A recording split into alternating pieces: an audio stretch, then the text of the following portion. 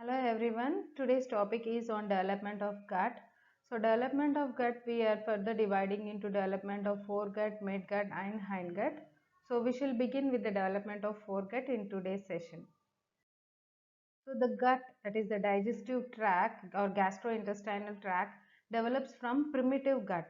So primitive gut tube, it is mainly formed by the yolk sac, incorporation of the yolk sac, to be specific on the dorsal side of yolk sac, which gets incorporated into this gut. So the primitive gut is formed from the incorporation of the dorsal part of the yolk sac in the embryo due to foldings of the embryo. So we know there are tail fold, that is the craniocaudal foldings, which are, this is the head fold and here is the tail fold of the embryo, and the two lateral folds of the embryo. Also this is the sagittal section, so we cannot see the lateral foldings. So the lateral foldings and craniocaudal foldings, because of this foldings, what happens, the dorsal part of the yolk sac starts getting incorporated inside the embryo. It starts absorbing the inside the embryo. So the primitive gut forms during usually around 4th week of intrauterine life by the incorporation of large portion of yolk sac, that is nothing but the umbilical vesicle, in the embryonic disc. So during the craniocaudal and the lateral foldings of the embryo, so this gets incorporated, and the epithelium of the digestive system, that's what we see, the inner lining of the digestive system, it, and also the parenchymal of its derivatives like liver, pancreas, biliary apparatus, they are all originate from the endoderm, which is lining this yolk sac. So the dorsal part of the yolk sac, which is lining this yolk sac, this part forms the lining of the digestive tract, that is the epithelial lining, and also liver, pancreas and biliary apparatus. And whereas the connective tissue, muscular components and peritoneal components, they all originate from the splanchnopluric mesoderm, surrounding splanchnopluric mesoderm. So the tubular primitive gut extends from the in the median plane, it extends from the buccopharyngeal membrane. So we can see here the endoderm is in direct contact with the ectoderm without intervening mesoderm. This membrane is the buccopharyngeal membrane, which forms future mouth, opening of future mouth, it ruptures to form. Similarly, the caudally, that is the caudal, where we can see a membrane here as well, where the ectoderm is direct contact with the endoderm, this is called as the cloacal membrane, and it is freely communicates with the remaining yolk sac. So we can see a very wide communication with the yolk sac in the middle. So the lateral, due to the lateral foldings of the embryo, like this on each side, this wide communication, it starts getting narrowed down. So it narrows to form a vitellointestinal duct. So this communication, which gets narrowed to later to form a vitellointestinal duct. So the part of the gut which is cranial to this communication is called as the foregut. So the part of the gut which is within the head fold of the embryo, this is the foregut. And the part of the gut which is caudal to the communication is called, which is incorporated in the tail fold of the embryo, is the hindgut. And the part intervening in between this foregut and the hindgut is called as the midgut. So this is the midgut of the embryo. And the junction between the foregut and the midgut, so this part is called as the anterior intestinal portal. It indicates that where the bile duct opens. So the site where the bile duct opens, that is in the second part of the duodenum, indicates the anterior intestinal portal, that is the junction between the foregut and the midgut. Similarly, the caudal communication, that is the posterior intestinal portal between the midgut and the hindgut, it is the junction where the position of it in adults, it would be the junction between the proximal 2/3 and distal 1/3 of the transverse colon. So the junction between the proximal 2/3 and distal 1/3 of the transverse colon in adults indicates the location of posterior intestinal portal, that is the junction between the midgut and the hindgut. So while the primitive gut is being formed in the here you can see in the midline on the dorsal side, an aorta, that is the dorsal aorta, would be there, and this dorsal aorta will give rise to several ventral branches. So they will give several ventral branches which are like segmental branches which pass through the mesentery of the gut to supply the gut tube. Later among these ventral branches, only the celiac trunk and superior mesenteric artery and inferior mesenteric artery would persist to supply the foregut, midgut and hindgut. So here we can see the derivatives of each part of the gut. Actually the foregut extends from the buccopharyngeal membrane till the opening second part of the duodenum, where the opening of hepatic duct would be there. But in this session we are going to discuss about the development of esophagus, stomach and pancreas, all these things, and the rest of the foregut which forms the pharyngeal arches and pharyngeal pouches, and also laryngotracheal groove which depends to form the tracheal diverticulum, and laryngotracheal diverticulum which forms the respiratory tract.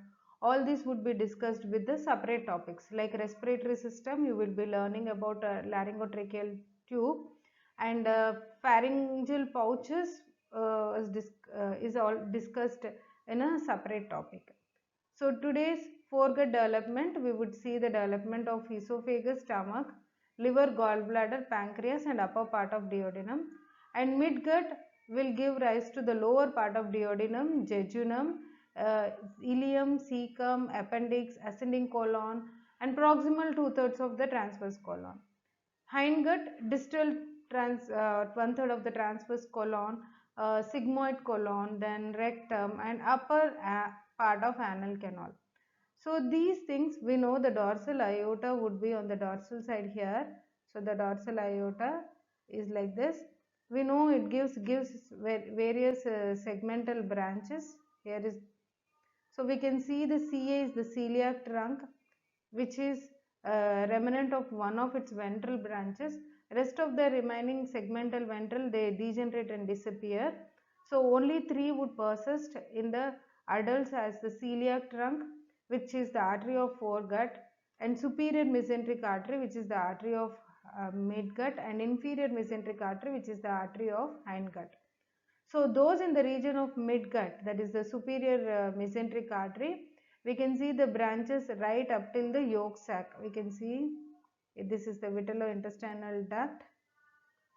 So it communicates till the, so the arterial supply almost till the yolk sac, and so that is about the superior mesenteric artery which supply the midgut, and most of the midgut loops out of the abdomen, forming a physiological hernia, which we would discuss in the next session. Initially, if you see the gut tube, it is solid cord of cells without any lumen.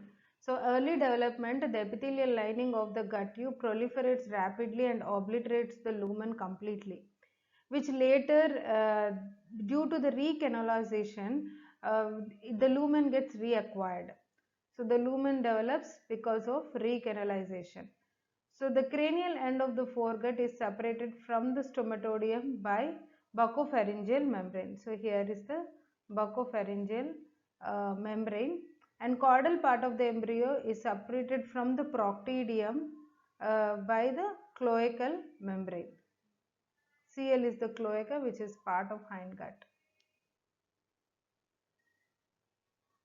So buccopharyngeal membrane ruptures to form future mouth, and cloacal membrane, it ruptures to communicate exteriorly as urogenital membrane and anal membrane, which ruptures to form urogenital openings and anal openings as well. Now let us understand the molecular regulation of the gut tube development. The molecular regulation is due to some transcription factors, which are the genes responsible for the each part of the gut which is controlled by these transcription factors. So the regional specification of the gut tube into a different components occurs during the lateral foldings of the embryo. So when there is a lateral body foldings, that which brings the two sides of the tube together, that time we see the specification starts getting initiated by some transcription factors which are expressed in different regions of the gut tube. So here we can see the list of the transcription factors and the genes which are responsible for the different parts of the gut tube. So CSOX2, this is responsible for the development of esophagus and stomach. PDX1 responsible for the pancreas, and liver by Hox genes, and CDX, C and A, they are responsible for the development of midgut loops and also the large intestine and rectum. So these are the transcription factors which are responsible for the development of each part of the gut tube. So now coming to our topic, that is the foregut. So the primitive gut which is incorporated within the head fold of the embryo, we know it is the foregut. It forms the foregut. So the cranial end of the foregut separated from the stomatodium by a buccopharyngeal membrane, which is a bilaminar membrane containing ecto and endoderm without intervening mesoderm. So the foregut derivatives are like floor of the mouth, I said earlier, apart from esophagus and all, floor of the mouth, tongue, and pharyngeal arches gives rise to pharynx, derivatives of pharyngeal pouches, thyroid gland, and also the complete respiratory tract, that is the respiratory system. Then esophagus, that is a caudal part of the foregut, gives rise to esophagus. Then stomach, we can see the development of stomach, and the proximal entrance of the bile duct, that is the upper half of the stomach proximal to the entrance of the bile duct. And in addition, the liver, pancreas, biliary apparatus develops as the outgrowth of endodermal diverticula, which are like endodermal epithelium of the upper part of the duodenum. So the present session includes the development of esophagus, stomach and duodenum, and rest of the derivatives are explained as the individual topics. Now let us understand this esophagus. So we know here this image what you are seeing is the floor of the pharynx, pharyngeal arches, and the caudal part of the pharyngeal arches. We can see where epiglottic swelling and laryngotracheal groove is there. This laryngotracheal groove, it gets deepened to form a respiratory diverticulum, and the yellow one, the pharynx, this continues to form the esophagus. So a septum starts developing, which is called as tracheoesophageal septum, divides the foregut caudally into pharynx on the pharynx into esophagus, pharynx and esophagus in one line, and trachea on the ventral side. So initially the esophagus is short and it is located in the neck almost, but later it elongates down into the thorax, and due to the formation of neck and also due to the descent of the diaphragm, and also due to the descent of heart and lungs, the esophagus gets elongated and it forming a long tubular like channel. So initially if you see this lumen of esophagus, it is completely obliterated with the proliferation of endodermal cells. Later these cells break down and the esophagus gets recanalized. So the lining epithelium of the esophagus is derived from the endoderm of foregut, while the musculature and the connective tissue of the esophagus is derived from the splanchnophoric mesoderm, which is surrounding the foregut. So that is about the development of esophagus. So these are the congenital anomalies associated with the development of esophagus. So next, moving on to the development of stomach. Stomach develops from foregut, we knew it. We can see initially it develops like a fusiform dilatation, which is located distal to the esophagus around 4th week of intrauterine life. So if you see the stomach, it is like fusiform, having a border anteriorly, that is called as the ventral border, and the posterior border is called as the dorsal border. And because of regional organogenesis and dilatation, and also because of the rotation of the stomach, so stomach rotates 90 degrees. So the dorsal border, so here in this image we can see the cross section of the embryo, where this is the dorsal border of the stomach, this is the ventral border of the stomach. So the connection of the peritoneum to the dorsal border is called as dorsal mesentery, and the connection of the peritoneum to the ventral border is called as the ventral mesentery. And dorsal mesentery, we can see the development of splenic bud, and further it reflects over the posterior abdominal wall along the developing kidneys and adrenal glands. Whereas the ventral mesentery or ventral mesogastrium, we can say mesogastrium here. So ventral mesogastrium, it connects to the septum transversum where the liver bud grows. So we can see the liver developing here. So the ventral mesentery, which is connecting between the stomach, ventral border of the stomach and the liver, forms the lesser omentum of the stomach and also the gastrohepatic ligaments.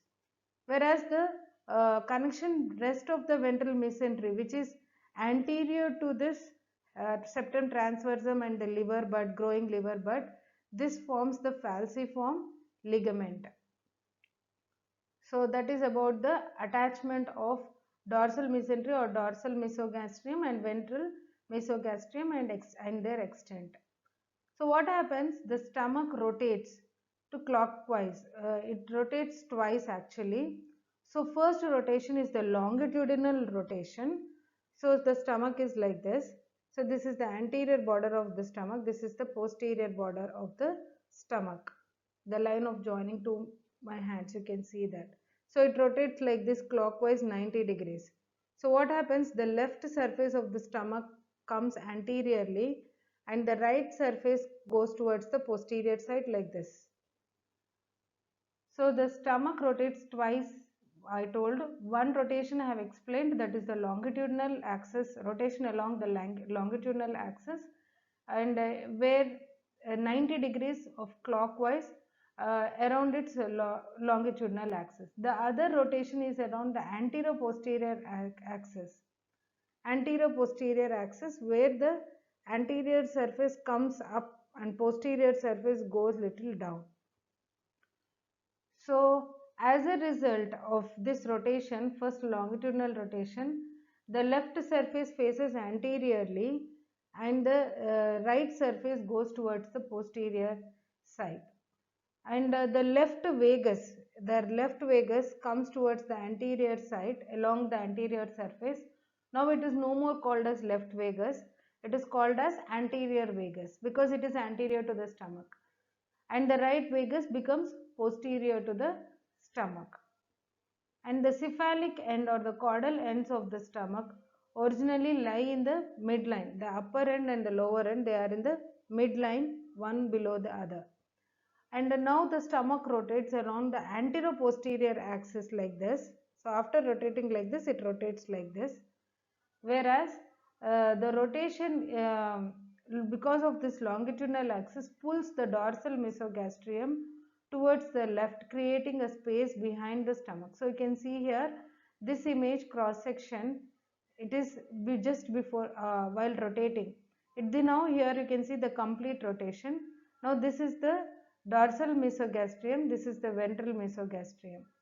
So the cavity, the right side cavity, this is the left side cavity. You can see the right side cavity goes behind the stomach and becomes a smaller pouch like thing which is called as lesser sac of peritoneum or omental bursa.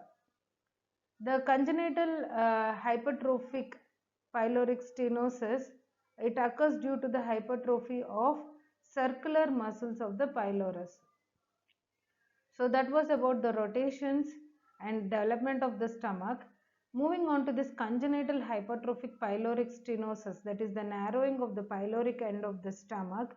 It occurs due to the hypertrophy of the pyloric sphincter muscles and converting it into a probe admitting the channel, that is probe patency. It causes a narrowing of pylorus, and this causes a subsequent obstruction of passage of food through pylorus. So newborn appears normal at birth, the baby will be absolutely normal, but 2 to 3 years after feeding there will be a forceful projectile vomiting, and the epigastrium shows distension of the stomach. So the vomit does not contain bile, and clinically it presents as an enlargement of abdomen with a palpable mass on the right hypochondrium is visible with visible peristalsis, and the condition can be surgically connected. So that is about the development of the stomach and anomalies associated with it. And here we can see anteroposterior rotation, and because of the dorsal side, that is grows enormously, and the ventral side is which forms the lesser curvature, it won't grow as compared to the greater curvature. That is the reason it has one side abnormally large sac like appearance.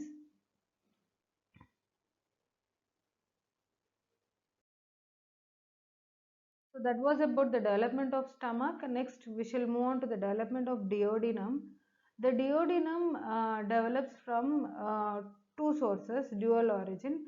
Proximal half is derived from the foregut and the distal half derived from the midgut.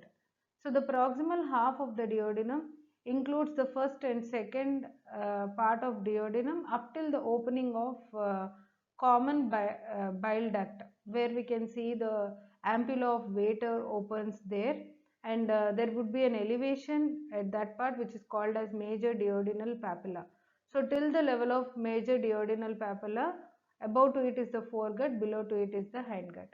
So the distal part of the duodenum includes the second part of the duodenum and below the opening of common bile duct, and also the third, fourth part develops from the midgut. So the developing duodenum forms a loop, and it is attached to the posterior abdominal wall initially by the mesentery. So if you see in adults, duodenum is a retroperitoneal structure, but if you see during the development, it is a peritoneal structure. It is covered by the peritoneum and it connects to the posterior abdominal wall by dorsal mesentery. So we can see here is the duodenum. This is the dorsal pancreatic bud, this is ventral pancreatic bud, and here is the dorsal mesentery. And later, along with the rotation of the stomach, that is the clockwise rotation, the duodenum also rotates. So we can see here it rotates in such a way that the ventral pancreatic bud approximates with the dorsal pancreatic bud to form the complete pancreas, and the duodenum still covered by the peritoneum. And the developing duodenum forms a loop, and it is attached to the posterior abdominal wall by this mesentery. That time it is called as mesoduodenum. So the clockwise rotation of the stomach to the left makes the duodenal loop to fall on the right side, and its mesentery, that is the mesoduodenum, slowly you can see from this image to this image, the duodenum falls towards the right side here because along with the rotation of the stomach. So when it rotates like this and falls, see here it has fallen. Now the pancreas and duodenum lying in contact with the posterior abdominal wall, slowly the peritoneum, which is, that is the mesentery, which is between the duodenum and the posterior abdominal wall, it starts getting absorbed. So the process is called as zygosis.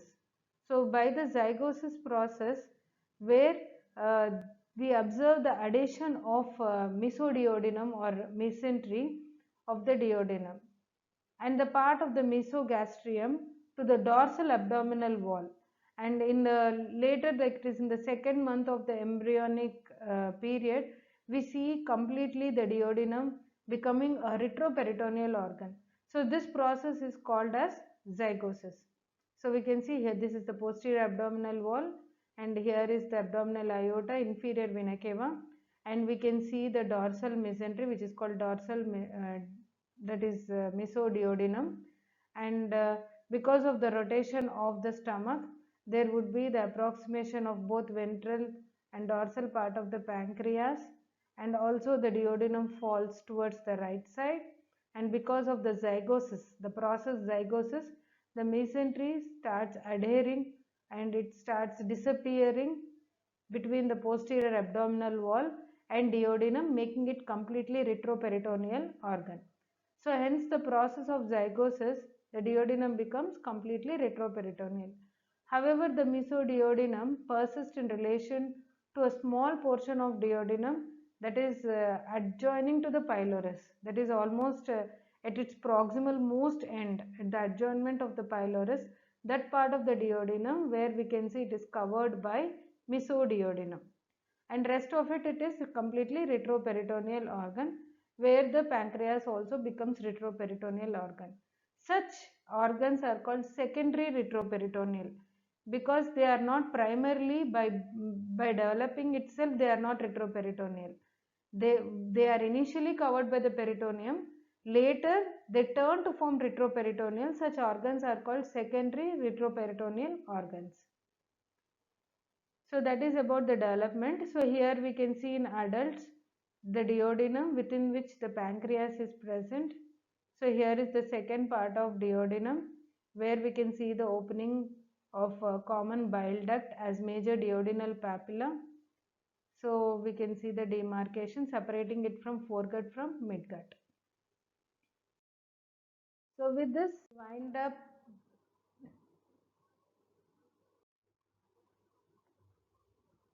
So with this we wind up the development of foregut. Thank you.